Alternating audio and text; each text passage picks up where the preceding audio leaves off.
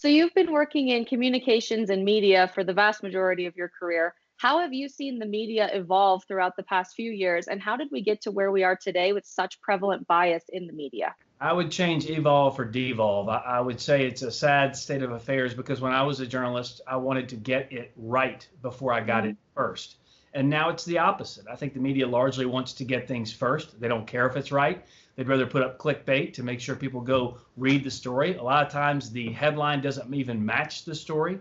And look, I know a lot of these journalists work hard. I know they try to do a good job.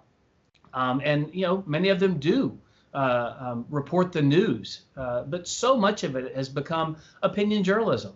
You go look at the Twitter feeds versus the stories they put out. They have lots of their own opinions, lots of innuendo, a lot of speculation, things that I, as a journalist, would never have done. Was taught not to do that. And I had a wonderful professor. One of my favorite ones was he was an atheist. He was further left than anybody you'd ever know. But he said, don't ever let your bias come through in a story. And he failed a lot of conservatives and he failed a lot of liberals because they didn't understand it wasn't their job to put forth their opinion. It was their job to report the news. And I think so much of that is obvious when you see, I'll give you two quick examples.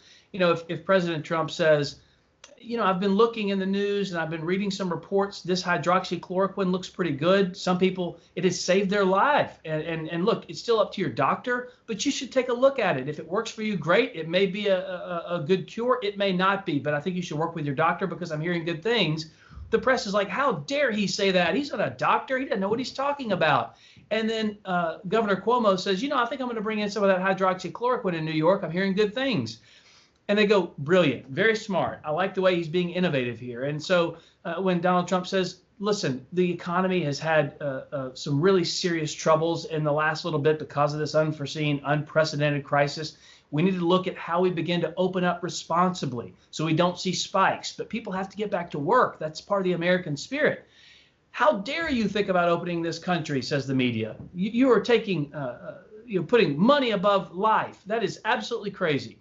And then Andrew Cuomo comes out and says, hey, I'm working with some governors up here in the Northeast, 5 governors. We're going to get together and figure out how to open up the country. And the media says, yes, very smart. That is wise to think about opening up the country. So we see this time and time again. He doesn't get a fair shake. And that's what I think is so impressive about Donald Trump and what he does every single day with 93% negative news coverage. He still fights back and points out where the press gets it wrong. And that's often.